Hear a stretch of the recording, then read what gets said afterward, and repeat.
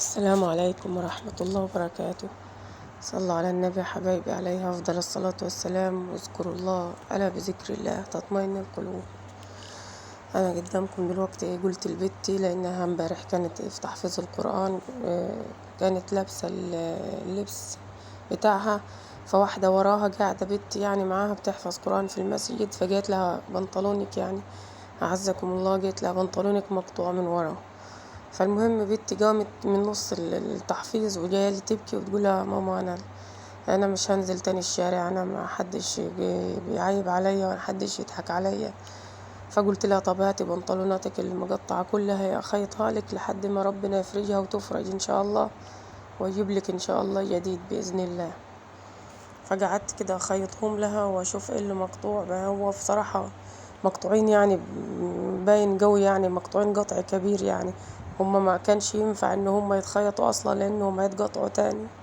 بس انا عشان ما اكسرش بنفسها وعشان يعني اخليها يعني ساكتة وما تقعدش تبكي وتأنب في نفسها وتقعد تجهر في نفسها، لان بنتي انا حساسة قوي، بتقعد تزعل وبتقعد مع نفسها زي ما يكون واحدة كبيرة بالظبط.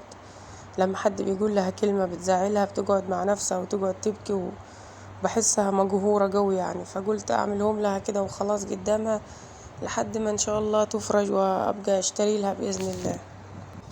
دلوقتي حبايبي انا صاحب البيت مراته جات لي النهارده تاني بعد ما هو كلمني برضه من يومين، مراته جات لي النهارده الصبح تاني. انا بصراحه بقيت عامله بحسهم داخلين عليا كده زي اعوذ بالله من الشيطان الرجيم. ما بقيت احس اما الاقيهم جايين لي ما جايليش في خير ابدا.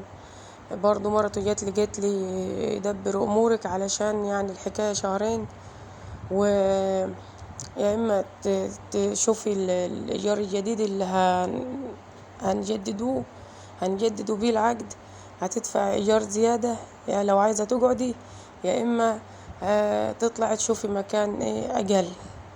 وطبعا المبلغ اللي طالبينه في الايجار الجديد فوق قدراتي وغالي عليا قوي، يعني انا كفايه عليها عيالي وهمي مع عيالي. فقالوا لي طبعا انت لو مش هتقدري على دفع الايجار اللي بالعقد الجديد دوري من دلوقتي على سكن. طب ليه؟ حرام عليكم اتقوا الله. طيب اروح اتمرمط فين بالعيال ده؟ هي وخلاص كلها المدارس يا دوب يعني شهر ونص الحكاية، هتمرمط فين بالعيال ده هي وادور فين واعمل ايه؟ طيب حسبي الله ونعم الوكيل، حسبي الله ونعم الوكيل في اي حد يمرمطنا واي حد يستقوى علينا بان هو معاه فلوس وان هم معاهم املاك يبيعوا ويشتروا في الناس الغلابة اللي زينا. انا عندي الواد التاني الصغير اخوه الصغير ايديه محروقة ولسه ما خفتش، اللي اكبر منه بشوية التاني الصغير وجعة كبيرة من على السلم، وجع على راسه.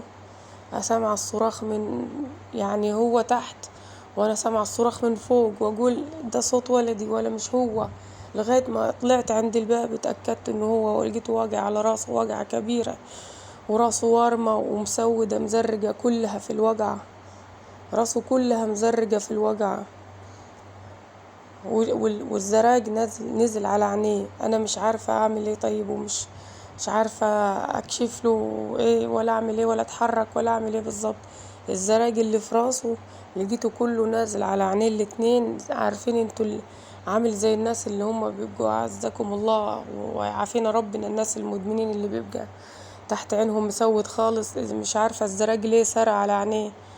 انا مش عارفة اعمل ايه يا ربي، انا مش عارفة اجيبها منين ولا منين. الله المستعان. انا تعبت، انا تعبت والله تعبت، والناس مش سايباني في حالي، والناس مش مقدرة الظرف، مستجوين عليا قوي عشان ربنا عطيهم. ما ربنا في لحظة ممكن ياخد كل حاجة من الناس اللي بتستجوى على الغلبان دي. هتمرمط فين بعيالي وادور على سكن؟ ومعايا منين ان انا ارضى بالسكن اللي برضى بالعقد الجديد اللي ايجاره اعلى؟ معايا واجيب منين؟ ده انا مكفياهم بالعافية، والله مكفياهم بالعافية، ربنا اللي عالم. انا بدبرها ازاي عشان اشبعهم؟ بس بدبرها ازاي واقعد افكر طول الليل عشان بس اوكلهم اكلة تاني يوم اعرف اعيشهم واشبعهم منها يقعدوا عليها طول اليوم. استغفر الله العظيم يا رب. ناقصة اشيل هم. كفاية الهم اللي في مخي ده، انا ما بنامش الليل من كتر الهم. صوتي راح من كتر البكا، والله العظيم من كتر التفكير في الهموم ما بنام الليل ولا بيبقى عايزة انام، مخي هينفجر من كتر التفكير. يا رب دبرها لي من عندك يا رب، يا رب دبرها لي من عندك يا رب، عشان خاطر العيال الغلابة دول بس، عشان خاطر العيال دول بس.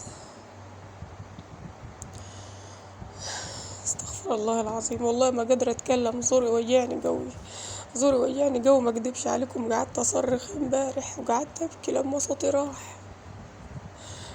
قعدت اقول اعمل ايه، طيب اعمل ايه؟ ده رجالة ما بيقدروش يشيلوا الشيلة اللي انا شايلاها، رجالة ما بيقدروش يشيلوا الشيلة في بيوتهم اللي انا شايلاها ده. هي انا تعبت والله، تعبت ومضغوطة وتعبت.